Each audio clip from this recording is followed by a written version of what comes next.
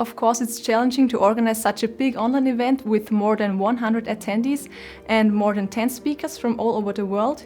You can be best prepared and there can always be some technical problems you need to fix. You need to keep the attention from the attendees, but I think we created a great online program. We built up 3 different stages here in the film studio. We had an introductory session for job-to-be-done beginners, a practitioner circle for people who already live customer-centric innovation with jobs to be done. And we also had the main stage here for the Job to be Done awards ceremony and for our moderator Oliver. To keep the attentions from the attendees, we included poll questions and we used collaboration tools. That's very important. Yes, I'm very satisfied. We had top speakers here today and a great Job to be Done and ODI interview with Tony Alvik. There were great discussions with a lot of interaction and it was a real success today.